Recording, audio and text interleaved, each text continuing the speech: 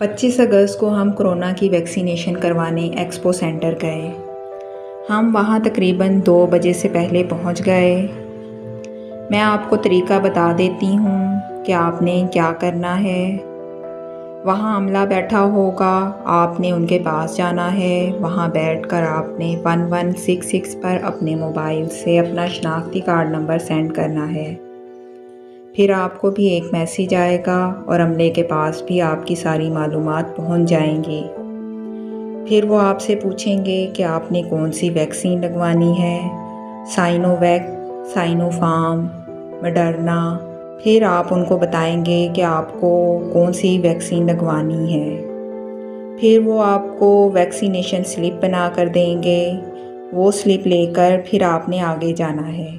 और अगर आपकी उम्र 18 साल से कम है तो आपके पास बी फार्म होना चाहिए, वरना आपको वैक्सीन नहीं लगेगी। फिर आपने आगे जाकर अपना टेम्परेचर चेक करवाना है, जो कि वो आपकी वैक्सीनेशन स्लिप पर लिख देंगे। उसके बाद आपने बीपी चेक करवाना है, वो भी वो आपकी वैक्सीनेशन स्लिप पर लिख देंगे। फिर वहाँ केबिन बने हुए हैं, वहाँ आपको पूछना पड़ेगा कि कहाँ कौन सी वैक्सीन लग रही है। हमने अपनी वैक्सीनेशन स्लिप बनवाई और 2:30 पर हम आगे गए। हमारा वहाँ एक्सपीरियंस अच्छा नहीं रहा। हमने वैक्सीनेशन स्लिप बनवाई और हम 2:30 पर आगे गए, जहाँ पर अब हमने अपना बीपी चेक करवाना था और टेम्परेचर चेक करवाना था। 3 बजे अमले की शिफ्ट चेंज होती है, लेकिन उन्होंने तकरीबन 2:30 पर ही काम करना छोड़ दिया था।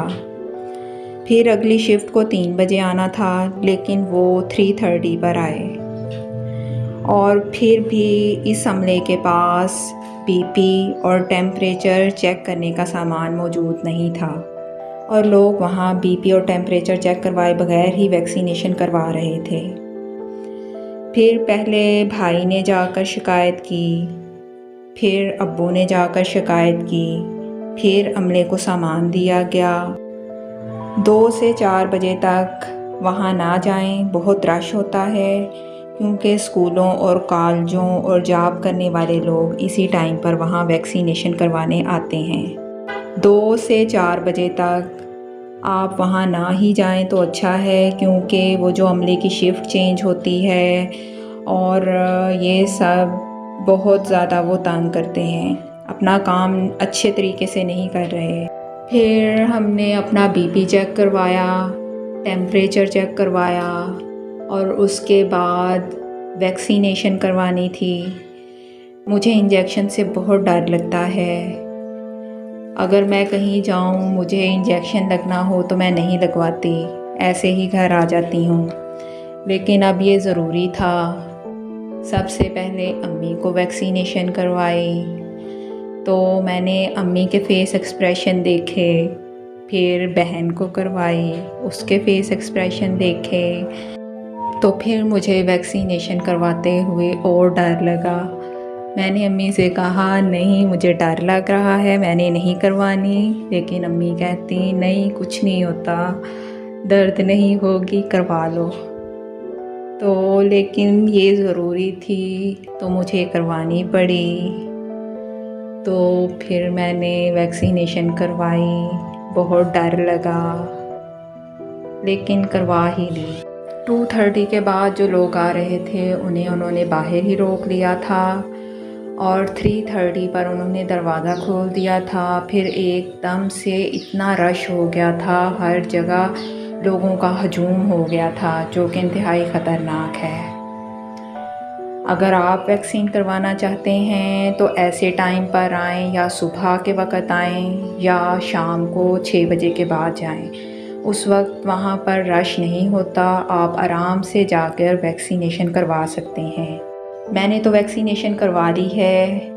ये एक एहतियात है अपनों के लिए, उन्हें महफूज रखने के लिए। अब ये आपका भी फ़र्ज़ है कि आप भी जाएं और वैक्सीनेशन करवाएं, अपने प्यारों के लिए, अपने लिए।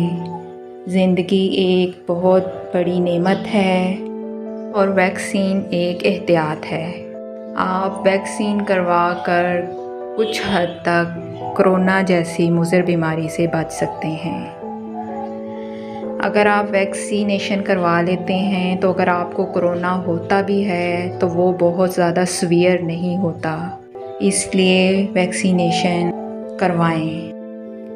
हमारे लिए भी ये फ़ैसला करना बहुत मुश्किल हो रहा था कि वैक्सीनेशन करवाएं या ना करवाएं, वैक्सीनेशन करवाना बेहतर है या ना करवाना बेहतर है।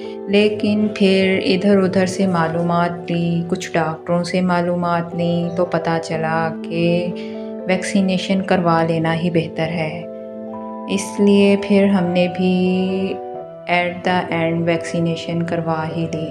एहतियात ज़िंदगी है, आप लोग भी एहतियात कीजिए, वैक्सीनेशन करवाइए और अगर घर से बाहर जाना हो तो मास्क का इस्तेमाल करें।